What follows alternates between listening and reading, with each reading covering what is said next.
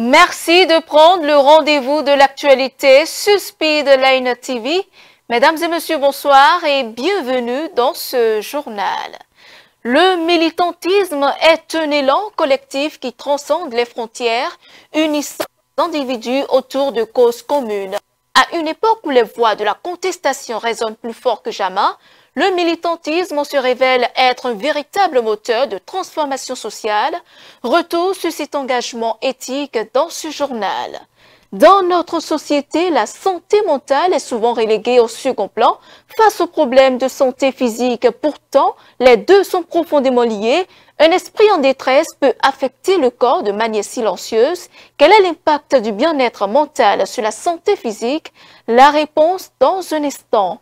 Et puis, hors du Bénin, le général Assimi Goïta a signé ce 8 octobre un décret radiant 11 officiers supérieurs de l'armée, dont 2 généraux. Ils sont accusés de tentative de coup d'État avec l'aide présumée d'un agent français.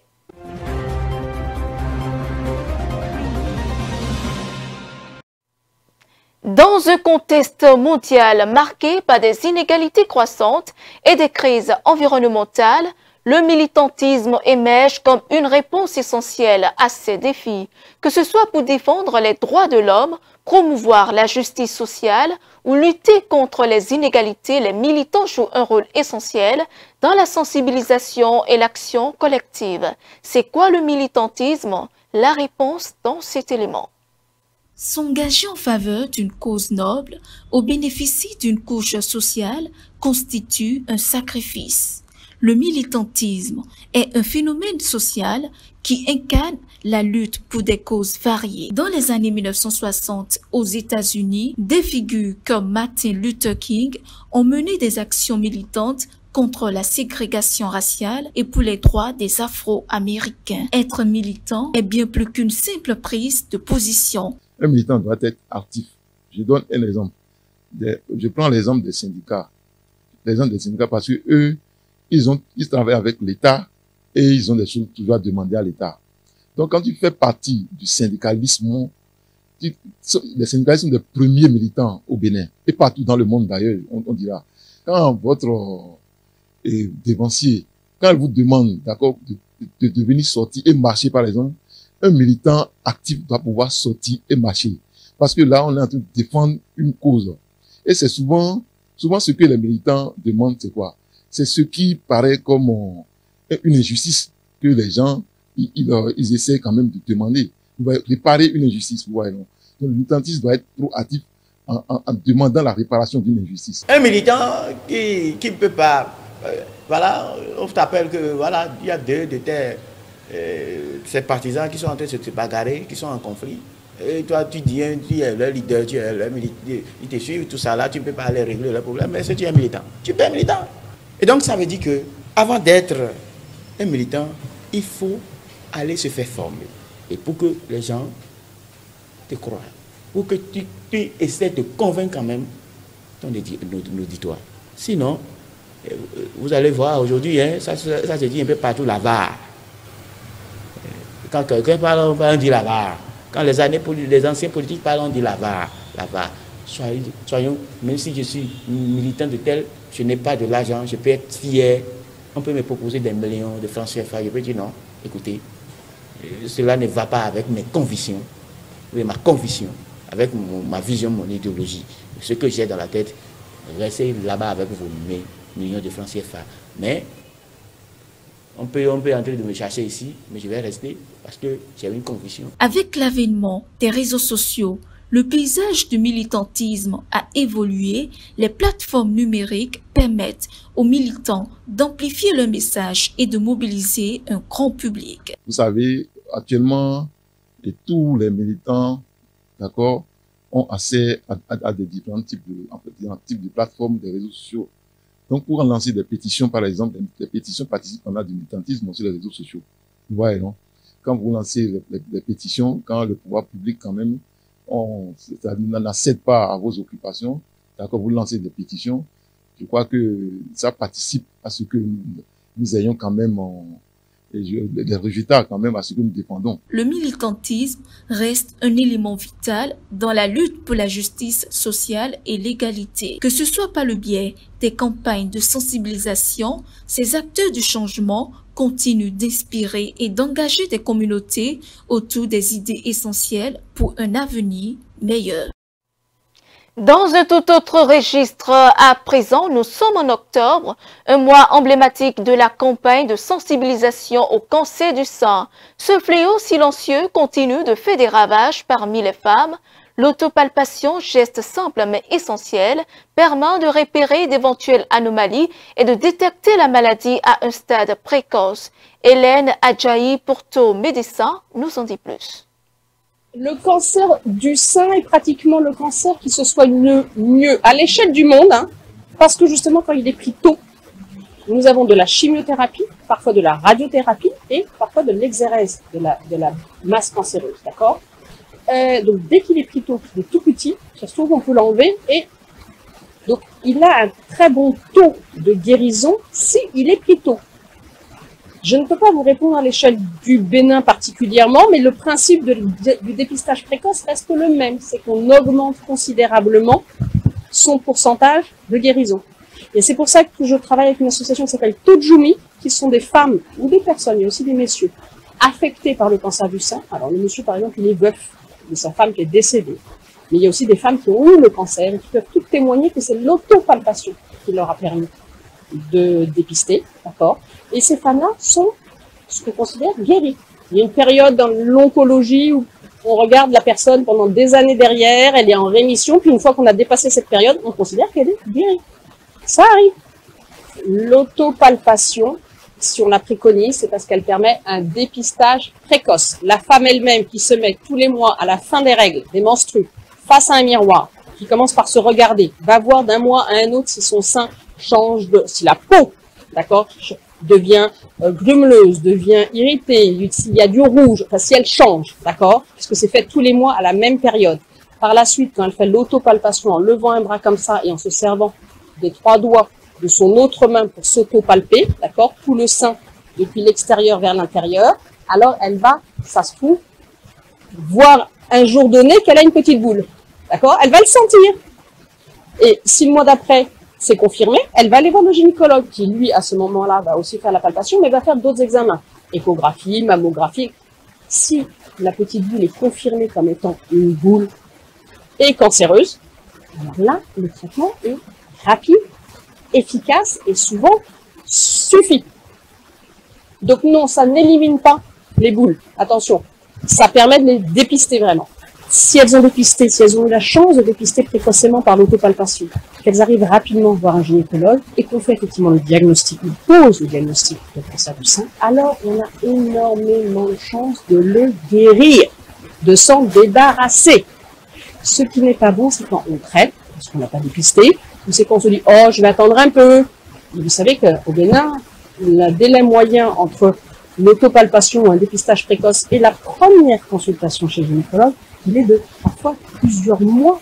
Les femmes hésitent, ne veulent pas y aller. En fait, elles ont peur.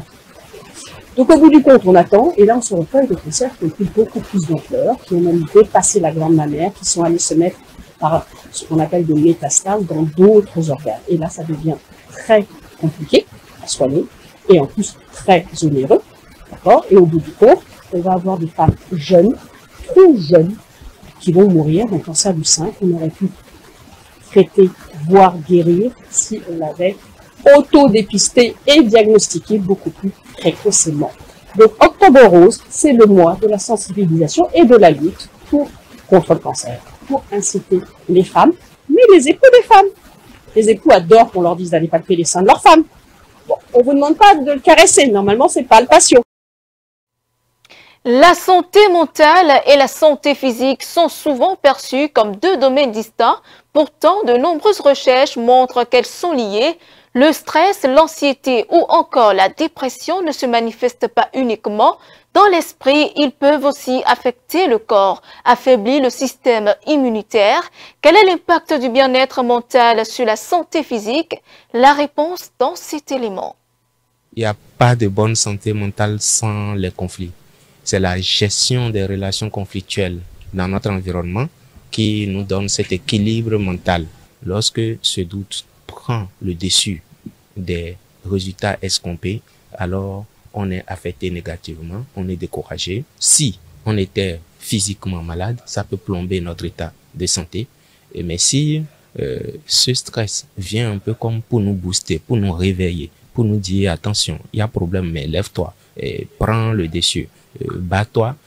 Là, ça nous booste, ça nous donne de l'énergie et on se relève et on va au combat avec cela. Donc oui, le stress affecte autant positivement comme négativement, mais c'est l'individu qui décide de l'interprétation, pour ne pas dire de la posture à donner au stress dans sa vie. La maladie physique, c'est-à-dire la souffrance somatique, la souffrance du corps, est aussi une autre entité carrément à part.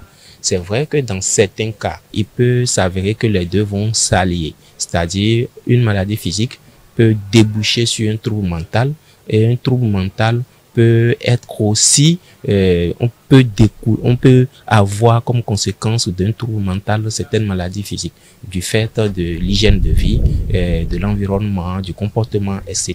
Il n'y a pas de maladie physique sans douleur mentale. Nous annonce un pronostic genre de l'incurabilité de l'affection. Il n'y a pas de solution scientifique humaine pour guérir.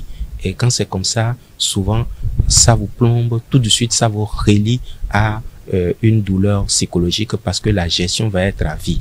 Et donc, psychologiquement, c'est comme si on n'a pas d'ouverture. Et c'est la force mentale de l'individu qui va l'aider maintenant à pouvoir donner à l'organisme beaucoup plus d'éléments, d'outils, de répondants, d'énergie pour pouvoir surmonter les difficultés physiques sur ce plan-là. Et donc, c'est pas impossible, c'est bien possible, quel que soit le degré d'affection, quel que soit le niveau de la maladie. Faites, vous fonctionnez selon les limites de votre organisme, tout ce que vous pouvez mettre dedans comme exercice physique, mais pour l'entretenir de façon saine, alors vous vous sentez bien dans votre peau, vous vous sentez prêt à affronter toutes les épreuves. Plus vous prenez conscience de vos limites sur le plan mental, plus vous allez pratiquer une certaine hygiène de vie, c'est-à-dire vous allez rester à l'écoute de votre organisme et mieux vous allez aller. Et cela tient compte de tous les aspects de votre vie, autant sur le plan économique, autant sur le plan professionnel, sur le plan physique que sur le plan psychologique. Je peux même dire, j'ai dit professionnel, même pour les étudiants, plus vous aviez de bons résultats, plus vous avez une bonne pratique pour étudier et tout ça, vous vous sentez bien, vous vous sentez capable d'entendre et d'écouter toutes les nouvelles notions. Mais moins vous écoutez, vous adonnez à apprendre et que vous arrivez à assimiler, moins vous êtes prêt à écouter encore de nouvelles notions parce que vous n'êtes pas encore prêt à accepter. Ce qui est là n'est pas encore assimilé. Donc, tout ce que je peux dire aux uns aux autres, c'est de rester à l'écoute de son organisme. C'est déjà créer ce lien entre le physique et le psychologique. Personnellement, personne ne peut le faire à votre place. Et tout part de là. Que vous réussissez dans la vie ou que vous échouez, c'est une décision que vous allez prendre. Mais cette décision est prise à partir des informations que le corps vous envoie. Place à présent aux informations en Afrique et dans le reste du monde. Au Mali, 11 rangs gradés dont 2 généraux ont été radiés de l'armée, décision prise le 8 octobre 2025 par décret par le président de transition, le général Assimi Goïta. Ces militaires avaient été arrêtés au mois d'août, accusés de conspiration et de tentative de déstabilisation des institutions aux côtés d'un agent des services français de renseignement. Le reportage. Au Mali, la junte a radié 11 militaires, dont 2 généraux. Ces mesures disciplinaires touchent des officiers arrêtés début août, accusés de tentatives de déstabilisation du pouvoir. Principalement issus de la garde nationale, ces militaires sont liés au ministère de la Défense, dirigé par le général Sadio Camara. Parmi eux, le général de brigade Abbas Dembélé, respecté dans l'armée, a été officiellement radié. Une générale de l'armée, Nema Sagara, et 6 autres officiers figurent aussi sur la liste. Aucun commentaire officiel n'a été donné sur ces radiations. En août, un officier français affecté à Bamako avait été arrêté pour conspiration. Paris avait dénoncé une arrestation sans fondement. Depuis 2012, la crise malienne s'aggrave. La lutte contre les groupes djihadistes liés à Al-Qaïda et à l'État islamique complique la situation. La junte dirigée par le président Assimi Goïta se tourne vers la Russie et les combattants de Wagner. Mais leurs actions, notamment contre des civils, suscitent de nombreuses accusations de violence et exactions. La fièvre de la vallée du Rift sévit actuellement dans le nord du Sénégal. Depuis l'apparition de l'épidémie le 21 septembre dernier, le bilan ne cesse de s'alourdir. Le dernier communiqué du gouvernement fait état de 119 cas confirmés et 17 décès, maladies virales transmises par les moustiques et touchant principalement le bétail. Suivant. L'inquiétude prend de l'ampleur au Sénégal alors que le ministère de la Santé du pays a enregistré jeudi 17 décès dus à la fièvre de la vallée du Rift, FVR, avec 119 cas signalés à ce jour, principalement dans la région d'élevage du nord du Sénégal. La maladie virale fait craindre une propagation plus importante. La FVR touche principalement le bétail. Les humains sont généralement infectés par des piqûres de moustiques ou par contact avec des animaux infectés. Si la plupart des cas humains sont bénins ou ne présentent aucun symptôme, les cas graves peuvent entraîner des lésions oculaires, un œdème cérébral ou une fièvre hémorragique qui peuvent être mortelles selon l'Organisation mondiale de la santé. L'Organisation internationale ajoute que la transmission à l'homme se produit généralement lors de l'abattage, des naissances ou des soins vétérinaires, ce qui expose les éleveurs, les agriculteurs et les employés des abattoirs à un risque plus élevé. L'épidémie actuelle au Sénégal a été déclarée le 21 septembre. La dernière épidémie majeure dans le pays remonte à la fin des années 1980 lorsqu'elle a tué plus de 200 personnes dans le pays et en Mauritanie voisine. Les meetings s'enchaînent dans le septentrion après Maroua. Le 7 octobre où le président Paul Biya a donné son premier meeting, le RDPC a continué son déploiement dans plusieurs villes du pays comme à Mokolo où était également le président de l'Union nationale pour la démocratie et le progrès. Mais c'est la caravane de Issa Chiroma Bakari, partie de Maroua, qui a créé un raz-de-marée sur la route et dans la ville. Le reportage. À quelques jours de la présidentielle camerounaise, Issa Chiroma Bakari, candidat du Front pour le salut national du Cameroun, a tenu jeudi un meeting dans son fief de Maroua, dans le nord du pays. Devant une foule nombreuse, il s'est montré très confiant à l'approche du scrutin prévu ce dimanche.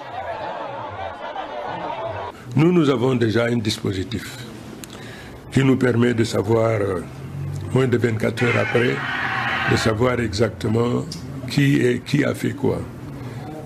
Et je demanderai donc aux uns et aux autres, tous les lundis, dès lors que nous aurons tous les résultats, qui sont des résultats définitifs parce que scientifiquement établis, j'inviterai naturellement à toute la nation de célébrer cette victoire. Le Cameroun reste confronté à plusieurs crises majeures, un mouvement sécessionniste dans l'Ouest ou encore une corruption endémique. Dans ce contexte, certains voient en Chiroma une opportunité de changement. Nous aussi, nous avions aussi adhéré à cette partie politique dans l'opinion aussi de pouvoir accepter ce changement. Et nous voulons dans la grâce de Dieu que ce changement passerait par cette FSNC pour que tout ce qui est comme incohérence au niveau du Cameroun, au niveau de la gestion, au niveau de la politique, puisse changer. Ses partisans espèrent que son élection permettra de tourner la page des 43 ans de règne du président Paul Biya, toujours donné favori avec une opposition affaiblie et divisée. C'est un parti qui prône le changement, la rupture. Aujourd'hui, tout le Cameroun, les 4 coins de notre pays réclament cette rupture totale avec des personnes qui nous ont asservi pendant 43 ans. Pour certains Camerounais, une victoire de Chiroma pourrait simplement perpétuer les pratiques d'un système qui l'a longtemps servi. Au moins 12 civils ont été tués dans une attaque imputée aux paramilitaires contre une mosquée d'El Fasher, ville assiégée dans l'ouest du Soudan. L'Organisation des Nations Unies a exprimé une profonde inquiétude face à l'escalade de la violence. C'est après moi. L'ONU a exprimé son inquiétude face à l'escalade de la violence au Soudan, notamment à El Fasher, capitale du Darfour du Nord. Stéphane Dujarric, porte-parole du secrétaire général des Nations Unies, a qualifié la situation de tragique et horrible. Mercredi, au moins une douzaine de civils, parmi lesquels des femmes et des enfants, ont été tués et 17 autres blessés dans une attaque contre un hôpital. Je souhaite attirer votre attention sur la situation tragique au Soudan, notamment à El Fasher, la capitale assiégée du Darfour Nord. Nos collègues humanitaires rapportent que depuis le début du mois d'octobre, plus de 50 personnes auraient perdu la vie, selon une association médicale et des sources locales. Nous condamnons fermement cette montée de la violence ainsi que les assassinats de civils innocents. Le réseau des médecins soudanais a indiqué qu'hier, au moins une douzaine de civils, parmi lesquels des femmes et des enfants, ont été tués et 17 autres blessés lors d'une attaque contre un hôpital d'El Fasher attribué aux forces de soutien rapide. Une attaque meurtrière a également visé une mosquée où des familles s'étaient réfugiées mercredi, faisant plus d'une douzaine de victimes. Et c'est ainsi que s'achève cette édition. Merci de votre fidélité. Suivez-nous en continu sur speedlinetv.bg/live et sur nos différents canaux digitaux Facebook et YouTube.